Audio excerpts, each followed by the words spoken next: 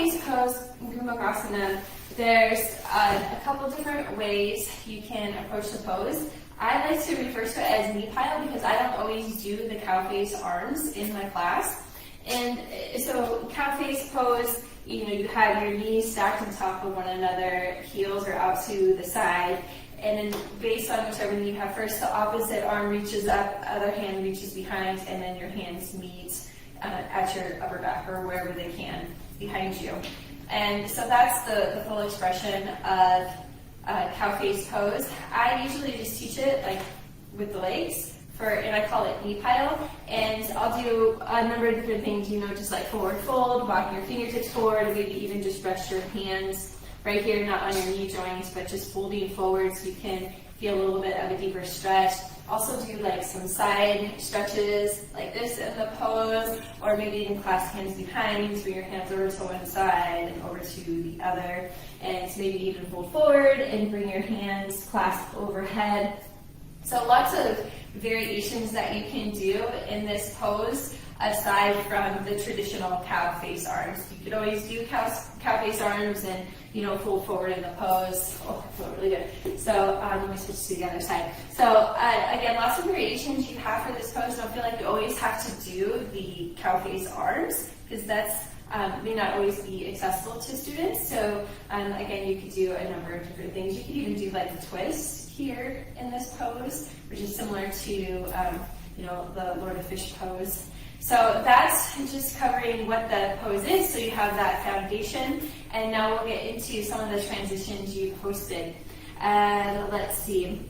The first one came from Jen, and she had a whole sequence here, which is so awesome. So let me just kind of prop up my phone so I can refer to it. She said to go from cow face to cobbler, also known as half bound pose or butterfly pose. So you're in cobbler pose, and then she said to go to windshield wipers, which I believe she's just referring to this, then to gate, and a supported half moon. So I presume you're this way on the mat, so let's say we're in cow face, and then we just slide our feet together to move into cobbler or bound angle pose.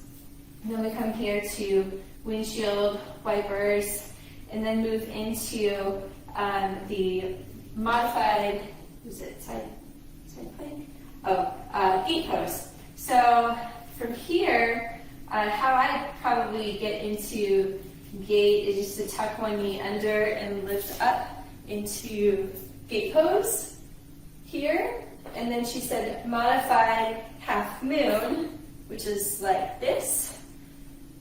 And then move into side plank pose here.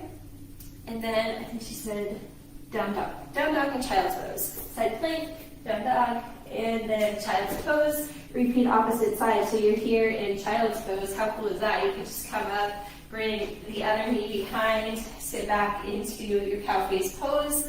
Then she said to go into cobbler pose here. Take some windshield wipers, and then we go into our gate pose on the other side. So maybe tuck the knee under, lift up here, come up into gate, and then come down to the side for your half moon. And then lower your foot down, come into side plank pose, then pivot to your rest, press back into down dog, lower knees down, press back child's pose. So what a great sequence. I mean, you could just hold each of those poses for a few breaths, or even, kind of slowly flow through it, and that could be a great sequence for your class. So thank you, Jen, for sharing that sequence with some great transitions there. Fiona had said to go from staff pose to half cow face legs, half Lord of the Fishes, deer, modified wild thing, hero, repeat other side. So we've got another awesome sequence from here in staff pose. Move into half cow face legs, just like this. And maybe you could even fold forward here. And then she said to go to half Lord of the Fishes. So you lift your knee up, plant your foot to the earth, twist. And deer pose is next. So I presume we bring our foot to our inner thigh, lower it down, tuck the other leg behind for deer pose, and you know, you could do a number of things in deer pose here, maybe even like lean all the way back. And then she said modified wild thing to hero's pose. So let's see, we're going from here, modified wild thing, then into hero's pose. So if I lift up, modified wild thing, ooh, that feels really nice. And then I go into hero's pose. So Fiona, you'll have to chime in here about moving from wild thing to hero's pose. So maybe come down and then come to your hands and knees. Heels come off to the side. Hips in between, lower down to hero's pose. And then what do you have after hero's pose? Repeat other side. So here in hero's pose, lift up. For me, I would need to come back to my hands and knees, press my feet in front, and then legs come straight. And then we move into our half cow. So we're doing the other side. Plant your foot. Oh wait, I just did that side. Okay, let's start over. Half cow. Forward fold. Yeah, nice good stretch. Plant your foot. Twist for your half forward fissions. And then we went into our deer pose. So plant your foot. Tuck your other foot behind. Maybe lean back. Lift up into modified wild thing, and then hero's pose. Let me see if maybe I can do this. Ooh, just like, you know, internally rotate your hip to bring your heels to the outside. Lower down hero's pose, and then come up, and you can even like bring heels together and go into a child's pose here. So nice, Fiona. I loved that creativity there. I always forget about deer pose, so thank you for adding that into your sequence. So that was great.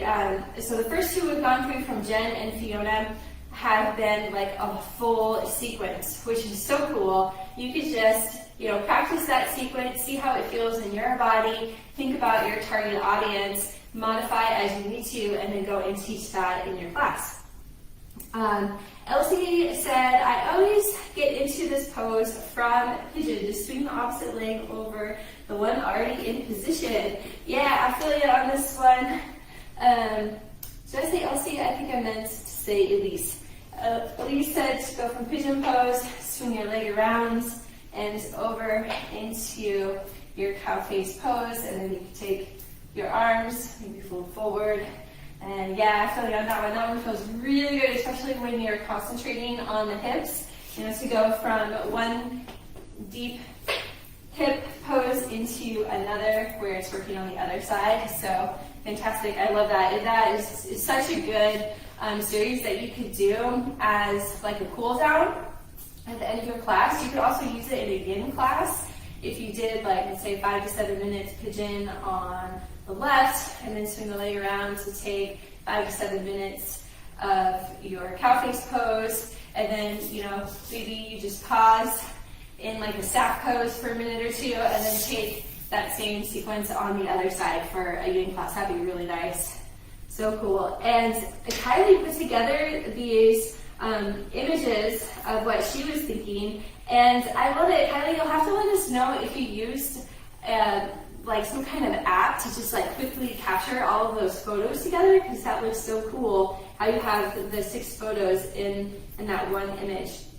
So she had showed from cow face to lift, let me open the photo so I can, there we go, to actually lift your foot up and do like a seated cradle with your bottom leg bent. Oh, I feel so good on the hips. And then to go from here to bend your bottom leg up, bring your ankle just above your knee, and you're in this position here. And then she talked about straightening the front leg here. You go sideways so you guys can see what I'm doing. Go from here to lift your foot up.